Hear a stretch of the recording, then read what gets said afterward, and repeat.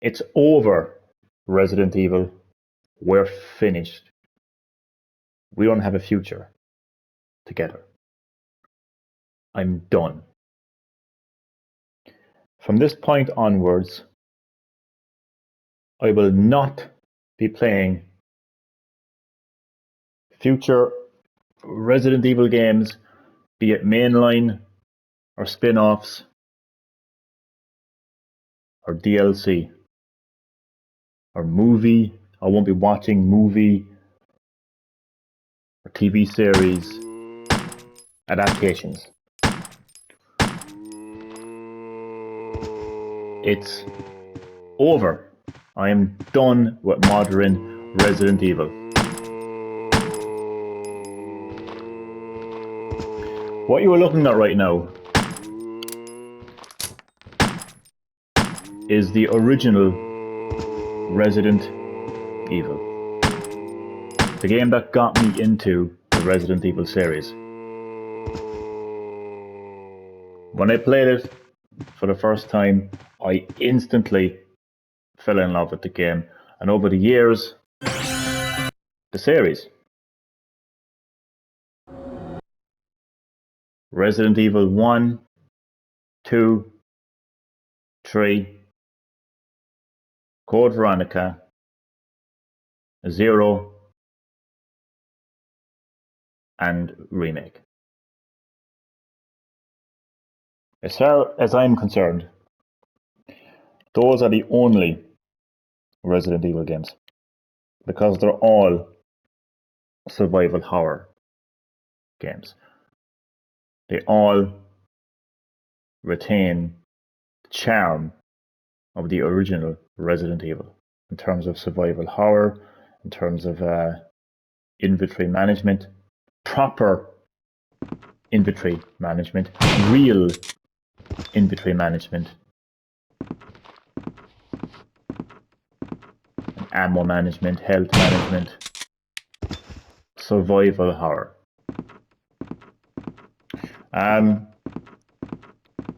The biological threat in all of those games, as much as it was fiction, it was actually explained through science.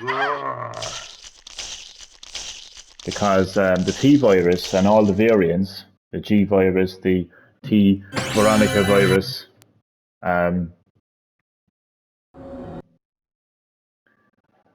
it was capable of mutating an organism.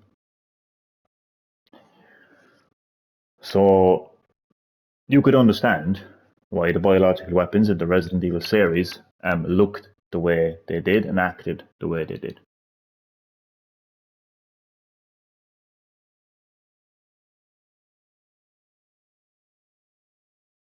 So from Resident Evil 4 onwards, that's when things started to change.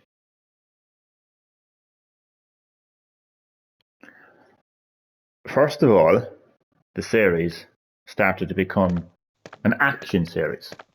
4 was heavy on the action. I mean, you're not 5 minutes into the game and Leon S. Kennedy is jumping out the top window. Enough said. Action. Then you're confronted with the first enemy, and it's essentially a human being, as opposed to a biological weapon, a monster that you see in every Resident Evil game prior to 4.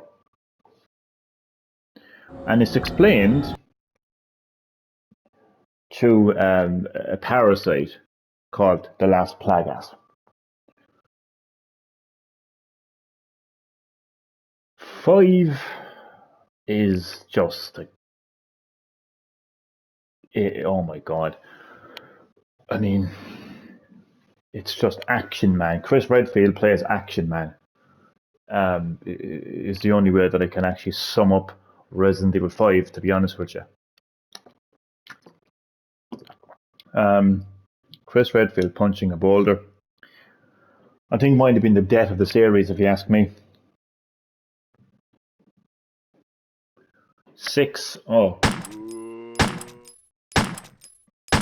6 was like, here's a bit of survival horror, here's a bit of action, here's something completely different. We're going to shove it all into one sandwich, a Jill sandwich, and enjoy. But the majority of people didn't enjoy it. I haven't even played that game. I will not play that game because it's not Resident Evil. That game is like a glorified Call of Duty Zombies in third person, to be quite honest with you. 7.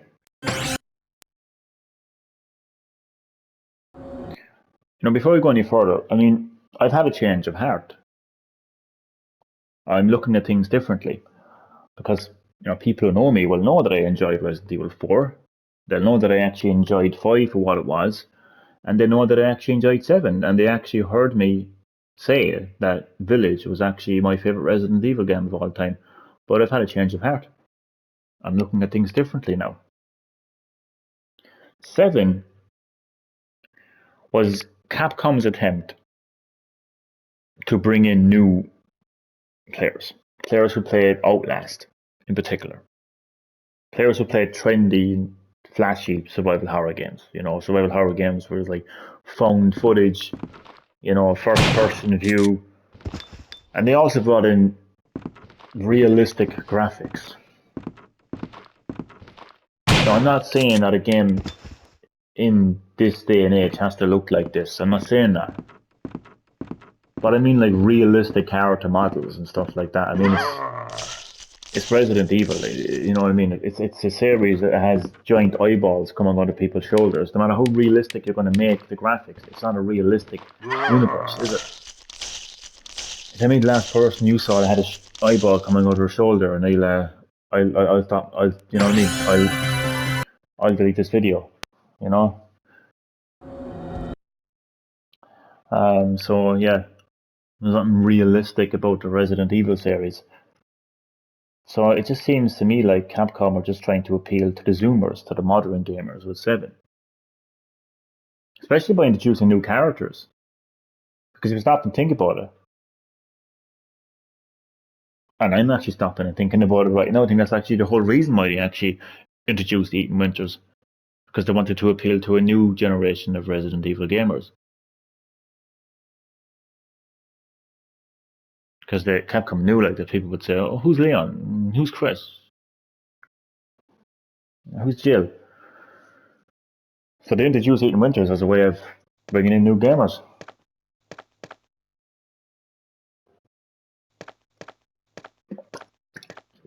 Again, first person view.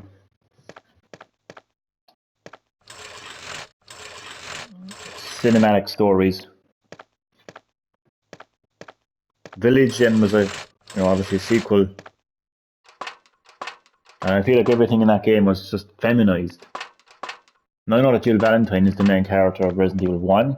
Claire Redfield is one of the main characters in Resident Evil 2, and Jill Valentine is the main character in Resident Evil 3, but the overall game isn't feminized. I mean, in Village, like, one of the main enemies, well, not one of the main enemies, but, well, the final boss, in fact, the single most important character in that game is a female, Mother Miranda. Then you have Lady D, so we know the entire internet simped over her. Then her daughters. So it just felt so feminized. Don't have an issue with feminism. Feminine people. Don't have an issue with females. Wouldn't be here without a female, would I? Not the issue. The issue is why are we seeing the feminist agenda pushed into Resident Evil. Now I want to talk about the remakes. Let's talk about the only reason the remakes actually exist. It's not for long-term fans like myself. Because let's face it, we can play the originals, we appreciate the originals. We don't look at the originals and say, oh, look at those shit graphics. We look at the original and say, oh, what fond memories we have of playing this game. It's the Zoomers, it's the modern gamers that look at these games and say, oh, look at those shit graphics. So Capcom give them better graphics and say, look, here's the game you heard about, but you don't want to actually play it because you can't appreciate the graphics. Here's that game, but it's now remade with better graphics. And they're like, oh, this is cool. Resident Evil 2 and 3 make us cool. Look at those great graphics. That's the only reason those games actually exist.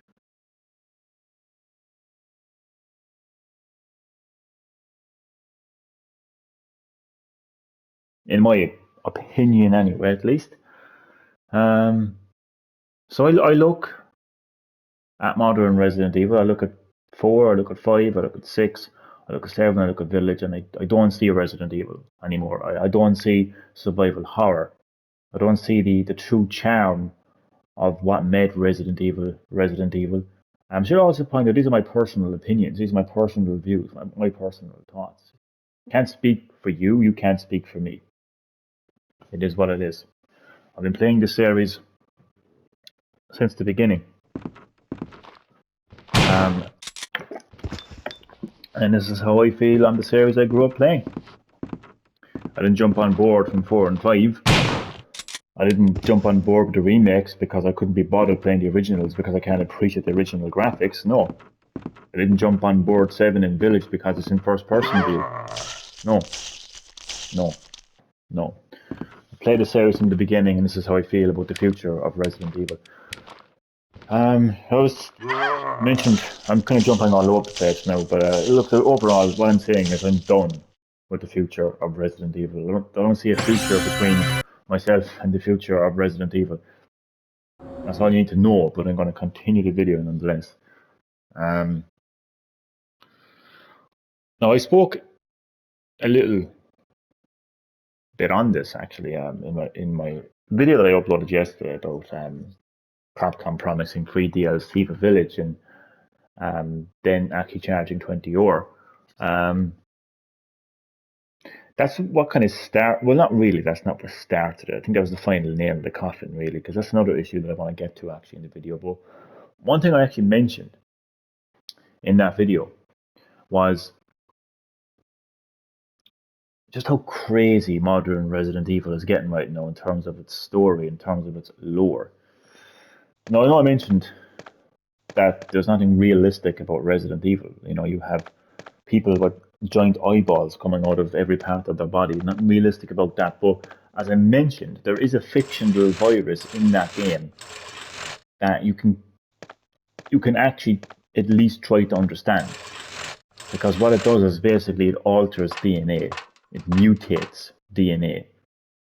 DNA is essentially the blueprint of life. DNA gives us our arms, our fingers, everything, genes as well, so the T-virus, and all the variants of the T-virus, it basically changes a life form, whether it's a plant or whether it's a human. It changes the appearance, it can change, it can improve strength, you know what I mean? It can just change people, which is why they have eyeballs coming out of their arms. I can understand that, I can get that. But when I'm sitting there and I'm reading about the Mega Myset in Resident Evil Village, and you literally see it. You know what? I actually didn't even see it until like second or third time around it. And it was only then that I was like, okay, this is actually a giant fetus. Like somewhere in a cave in Romania, there's a giant fetus that can store people's consciousness. I'm sorry, but I don't buy into that. Like that's a bit too out there now for me, I think that was the moment when I kind of realised that the series is kind of in a lot of trouble when it comes to its lore.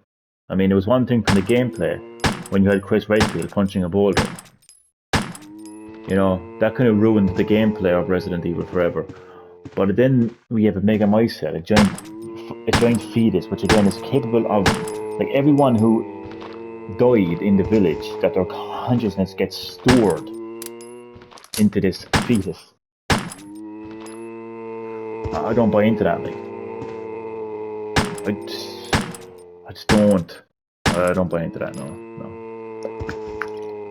And at the end of Village, Rose Winters just jumped 16 years. Just the whole thing just jumps 16 years. And there was people, including myself, that had hoped that it wasn't 16 years in the future, that it would have been a case of Rose Winters aging rapidly, a bit like how Evelyn did. But no, it's confirmed. It's confirmed with the announcement trailer for the Winters expansion for Shadow of Rose. It's confirmed that it actually is 16 years in the future. So we're going to be in 2036. A bit like Resident Evil on Netflix, which I mean, something I want to talk about. Again, I'm jumping all over the place. I mean, that series is just not Resident Evil. That's just a generic sci-fi show that just slapped on the Resident Evil brand for the sake of it. But look, at least it has Blade. If you're a fan of Blade, then you love this series. But it's not Resident Evil. It's not for me. You know. I mean, if you're a fan of Stranger Things and Billie Eilish, knock yourself out. But it's not for me.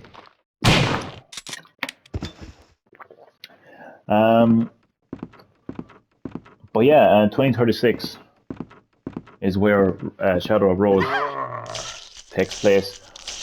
So we're just gonna jump. We're just gonna jump ahead of time. 2036. Okay. I mean, no. As far as I'm concerned, as a Resident Evil fan, I'm not going forward. I'm going back. I'm lucky enough that I have the physical editions of Resident Evil 1, Resident Evil 1 Director's Cut, both physically and on PS Plus Premium, which you're looking at right now. I have Resident Evil 2, I have Resident Evil 3, I have Resident Evil Code Veronica, the original, on Dreamcast. I have Resident Evil Remake, and I have Resident Evil 0. So that's all the Resident Evil I need. I don't care about the remakes anymore because I'm realizing that the only reason they exist is because people who don't appreciate the original games. We've improved the graphics for you. We've improved the gameplay because everything has to be so modernized now for people.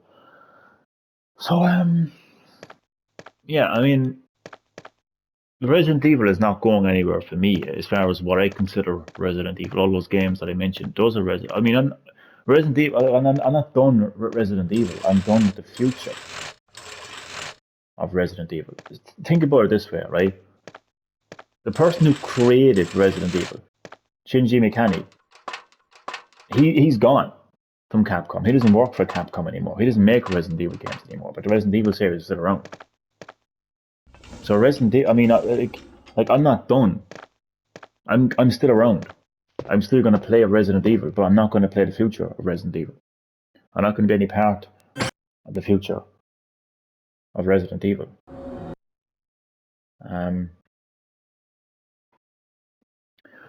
And again, I've been there since the start. I'm not somebody who doesn't understand the series. I'm not somebody who, I don't need to give them the benefit of the doubt. I've given Capcom the benefit of the doubt so many times at Resident Evil, let me tell you, and all the various people who try to adapt the video game series to the big screen or the small screen. I've given people the benefit of the doubt so many times. So yeah, I mean, I'm speaking as someone who played Resident Evil since the PlayStation 1. I mean, I remember the day that I got this game, the original Resident Evil, on PlayStation 1. I remember that day so well. I woke up that morning knowing that I was getting a new PlayStation 1 game. It was supposed to have been Soul Calibur, but they didn't have Soul Calibur. So I remember coming out of school that day and all excited for my new PlayStation game. I was told that it wasn't Soul Calibur, they didn't have it. It was a different game. I was told it's on the kitchen table. I go to the kitchen, there's a game called Resident Evil. I play it and I instantly fall in love with it. And just the atmosphere of the mansion, not knowing what is going to appear in the next room or the next corner, just the music, the puzzles, pretty much everything about Resident Evil appealed to me. It's a mysterious story. And look, without mini reviewing every single Resident Evil game after that, up until Code Veronica or Resident Evil 0, I'm just going to say that, through the course of playing those games, I've actually fell in love with the series. It became one of my favorite Resident Evil series of all time. But I'm sitting here now telling you I'm done with the future of that series. And I don't mean, I really mean that. And this is the reason I actually made this video, was to hit home how much I actually mean that. Another, so one of the other reasons as well that I'm done with the future of Resident Evil, and it kind of ties in with the future of gaming, really, modern gaming as it is. I remember playing the Mercenaries. It was a mode that you unlock by playing the game, by completing the game, and I'm pretty sure that the more you play it, the better you play it in Mercenaries, you will unlock more characters. But now, to get more characters in the Mercenaries and Village, you have to pay for DLC that was actually promised to be free. Capcom originally said we're planning free DLC for Resident Evil Village, and now it's become €19.99. Like they're even charging money for a third-person view mode, because they know that a lot of fans wanted third-person view, right? They knew the fans wanted it, so they know the fans are going to pay for it. But come on, like, is it really that hard to switch between third-person and first-person? Is that really a hard thing to do? Like, you know, I don't think it is. For a game developer, you want to rant with me in the comment section below, go ahead. But I'm not going to change my mind. I don't think that's that hard. Isn't that hard of a thing to do? And then you have the Rose of Winters, the Shadow of Rose DLC. Then, again, takes place in 2036, and you're inside the Megamycete. Literally, you heard correct. You are inside the Megamycete. This giant fungal fetus that's capable of storing someone's consciousness. I mean, seriously, man, it's something on Stranger Things. Unbelievable. Absolutely unbelievable.